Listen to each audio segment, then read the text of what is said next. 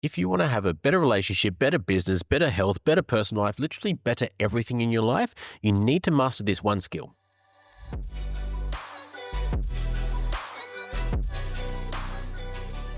Welcome back to another episode of the Be Better podcast. I'm your host, Harrison Orr. I've coached almost 500 guys to have more energy, more presence, more intimacy, and ultimately break the nice guy cycle so that they can live as better husbands, fathers, business owners, all that jazz. Now, we all want to see progress, right? If you're listening to this, you're probably in the self-development space. You love working on yourself. You love being better. You love improving yourself. And you probably carry that into all areas of life, your health, your marriage, your business. And you may have found yourself at times being extremely busy, but not getting the result that you wanted.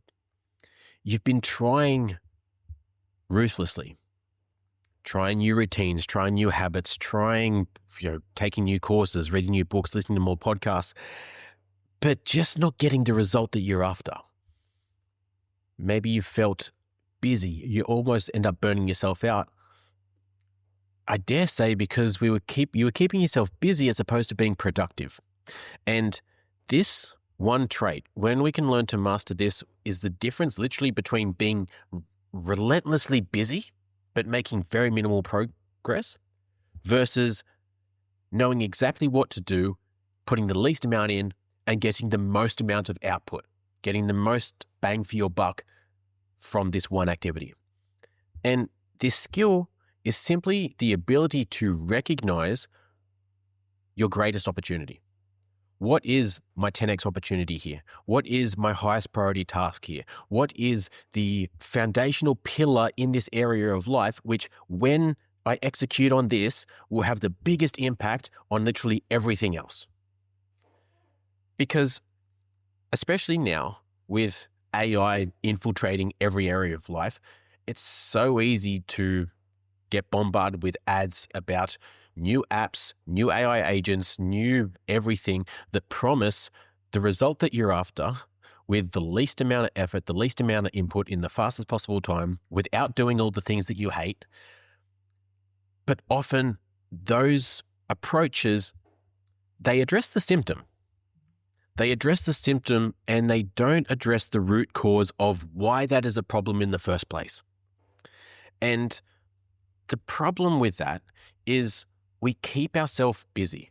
We don't end up being productive, and we might solve the problem initially because we've slapped a Band-Aid on it using this short-term task, but we haven't fixed the problem. We haven't fixed the reason that it's there in the first place. So for example, if in your marriage, you are feeling more like roommates, you've lost the spark, you want to reignite things, get some more intimacy and some connection back. Maybe you've tried the date night ideas, you've tried those apps or those books where you scratch the little thing and it tells you what to do for a date night and, just to spice things up, get new ideas.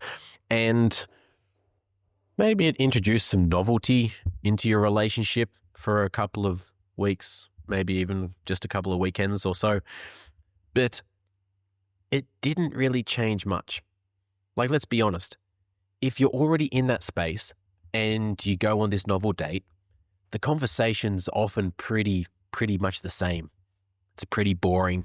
It's pretty surface level. You maybe have some fun for a while and then you go home and you go back to just watching TV or scrolling and you don't really feel any more connected. Because think about it this way. If that's the approach, if that's you feel that's the solution to what you're saying, you're inherently saying that the reason we feel this way is because we don't have enough variety in our date nights. The reason that we have lost the spark that we feel like roommates is because we don't have enough dates in general. Think about that for a second. And now you might realize that, well, that's not the case. Because it's often not to do with a lack of dates. It's often to do with lack of communication or just poor communication. Or it might even be, I'll tie this to a different example later on, but a lack of nervous system regulation. if you are very reactive or triggered, you're very short with each other, or maybe you spend a lot of time at work, you've prioritized that. And so when you are with your wife or your kids, you're not very present. So just by regulating your nervous system, just by being more present, you would have a much deeper connection, a much deeper understanding of your partner, being able to communicate much deeper in general conversation that isn't restricted to when you go on a date night and you've shipped the kids off to nan and pa's for the night, which happens maybe once a month if you're lucky. Because what that also insinuates is we're only good in these little moments. We're only good in these off-the-cuff random moments. It's like saying, well, if we can get our holidays right, if we can be amazing on holidays, then that'll fix our relationship. When holidays and the date nights, sure, they're fun, but they're the little times around life. Jordan Peterson talks about this, and the example he uses is, when you go to Hawaii, cocktails on the beach is just such a small fraction of life. When you can get breakfast with the family right, the way that you greet each other when you get home from work, when you get dinners right, the conversations, the way that you interact in those moments, the moments that you do every single day, then that's life. As a percentage, those moments make up the majority of life over the date nights, over the holidays, over anything else, even over sex. Obviously, sex is fun, it's great, it's exciting, it's all the things, but the percentage of time that we spend in the bedroom being intimate in that situation is such a small element. And that's why a lot of guys, tie intimacy just to the bedroom. But the lack of sex isn't the problem in a relationship. Sex is just a byproduct. Sex is like the lagging metric of your communication, of your level of intimacy and connection. In the same way that, money in the bank for a business is the final metric. You don't say there's no money in the bank, so what do we need to do there? You look at cool, why is there no money in the bank? Well, we don't have enough leads, we haven't kept them long enough, we have got too many expenses, whatever else it is, you fix those, and then it trickles down to eventually having more money in the bank. And so the same with your relationship. If you're looking at, okay, we don't have enough intimacy, I'd like to have more sex, instead of saying, how can we have more sex? Look at, okay, why are we not feeling connected enough to initiate and to want to have sex? Why is it that we feel that we have to, pin that as the issue? That's where the communication and the regulation can come into play. So whatever you're kind of experiencing at the moment, think of something that you've identified as that's something that you want to work on, that's something that you're trying to solve. Be it personally, if you're a nice guy, maybe it's for you personally, some of those traits, maybe you're a people pleaser, you don't have boundaries, or you lack confidence, or in your relationship, you don't feel confident to lead, you're not decisive, you default to your partner all the time, you don't have that intimacy. Ask yourself, is that problem the root problem, or is it a symptom of a bigger problem? Is it a symptom of a deeper issue? Just like being a nice guy is just a collection of traits, right? The reason that a lot of guys struggle to set boundaries, struggle to say no, struggle to, voice their needs and things like that, you might say, okay, well, I'm not good at communicating. Okay, you also might say that I don't have the confidence. Okay, what's deeper than that? What's deeper than that? You'll get to a point where, okay, it's my identity and the belief I have about myself that I am not good enough, that I am not worthy, that I don't have the love, the confidence, the self-validation, the approval of myself. So I seek that from other people. I believe that if I do things for other people, that's what makes me worthy of love. But if I don't do those things, then I'm not worthy, I'm not good enough, therefore I am no good. I'm not a good husband, I'm not a good father, I'm not a good provider, or whatever. Now, I'm not saying that these are easy things to address. When you find the root cause of anything, it's never going to be the easiest thing to work on. That's why many people don't. And that's why so much, I won't go into the pharmaceutical industry, but most of the medications out there address a symptom, and that symptom gives you another problem that you now need to address with new medication. And now you've got this train and you haven't addressed the root cause. So simply asking yourself, why is this a problem? Or what's the root cause here? When we get better at identifying that, and then as unsexy, as black and white and boring and whatever other distasteful term you want to use for taking action on that task is, that is going to be the biggest pillar. And that's why not many people do it.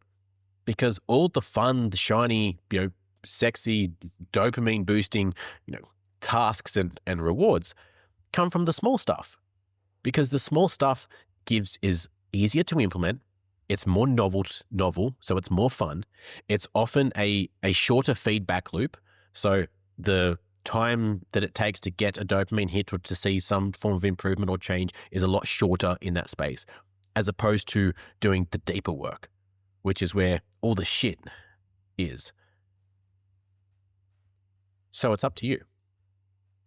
Do you want to live a life, slapping Band-Aids on everything? Or do you want to fix the foundation in which your nervous system, your health, your identity, your marriage, your business is built on?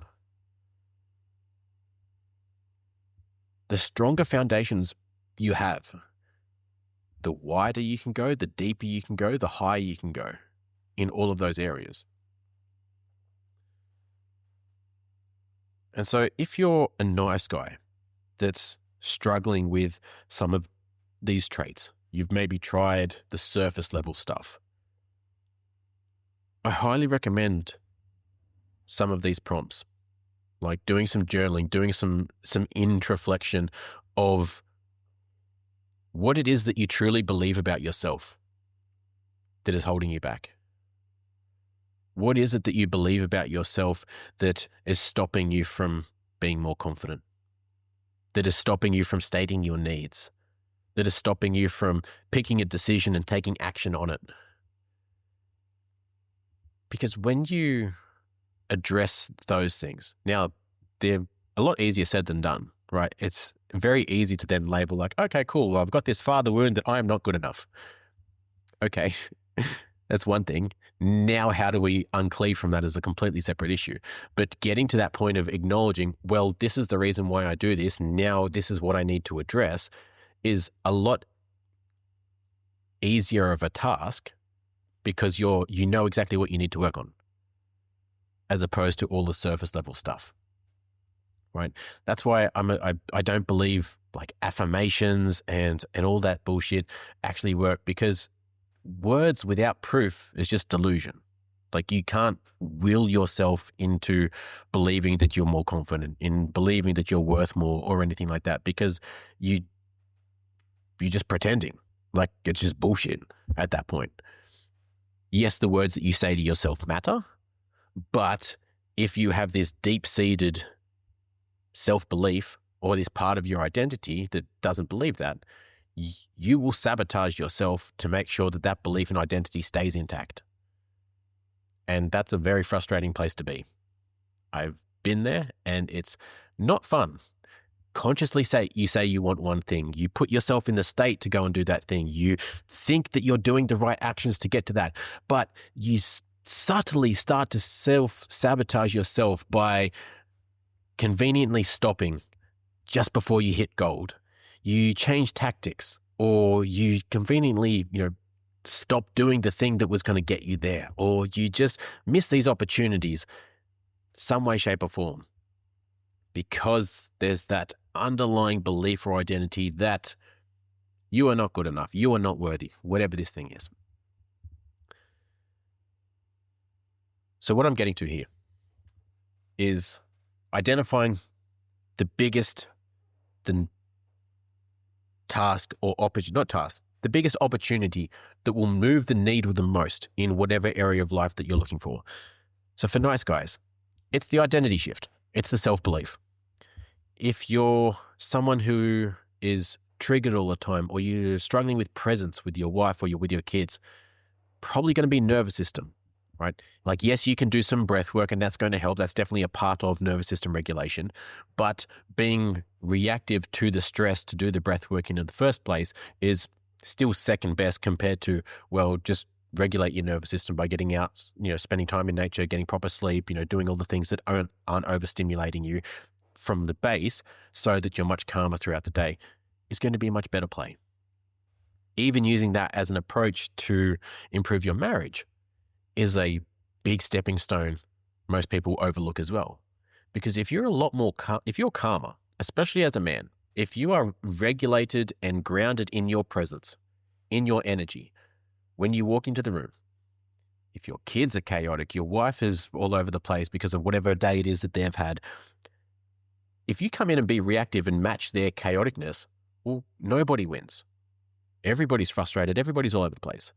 But if you walk in, you can provide direction to the kids. You can settle them down and they listen to you because they respect you without you having to raise your voice. You can go and attend to your wife, see what her needs are, calm her down, make her feel seen, make her feel validated, feel appreciated, move with clarity, decisiveness, and action. Well, that's the lighthouse in the storm. That's the stoic presence. That's the spaciousness and the grounded presence that the masculine should bring to a room. It allows our kids to play and be all over the place, exploring. But when they see us, that's our rod, their rod of stability, their safe zone.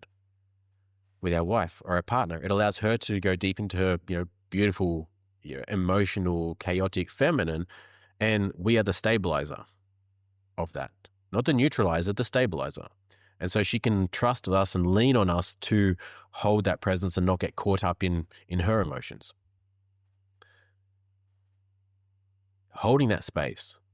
Also, especially if you're a nice guy like me, or like I was, I used to get very defensive when I would get criticism or there would be comments. I would take them personally like it was an attack on me. When you have a regulated nervous system, you can hear the words, but you can also seek to understand what it is that's truly under that your partner is trying to communicate. Instead of getting snappy or reactive, we can view everybody else is merely a mirror and a projection. So what are they projecting back to me that's here for me to own? Okay, well, that's true. I didn't do what I say I was going to do. This didn't happen. I did do that. Amazing. I can own that. But then, okay, what are they projecting that's not for me to take personally, but for me to be able to understand what's deeper within them? Okay, the garage wasn't cleaned and whatever. Amazing. Okay, I know that's not what's really bothering you right now. It's the fact that I wasn't congruent with my word. It's the fact that you've had to remind me 5 times and I still haven't done it. I can see why that would be frustrating. I can see why you would be not just frustrated that you had to remind me, but frustrated that you have a standard and a high version of me that I'm not quite living up to. And not from a point of I'm not good enough, but because you can see the best in me and I'm letting you down. I'm letting myself down. More importantly, I can see how frustrating that would be.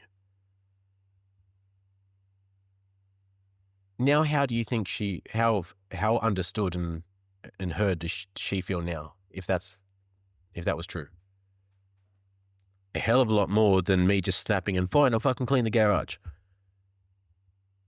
And what's the chance of me responding that way if I'm stressed out, disconnected, reactive, all the things because I don't have a regulated nervous system? Fucking zero. So, message from this is whatever you're working on right now, see if you can identify the root cause. The one thing which if you improved and if you addressed and improved this one pillar in that area of your life, everything else will get exponentially better. If it's in your marriage, what is it? If it's in your personal life, your identity, what is it? Your business, what is it? And then if you make your sole focus improving that one area, you will see results that you probably haven't had in years by focusing on all the band-aids, superficial shit. So with that, go find the root cause, take action, and I'll see you next time. Bye.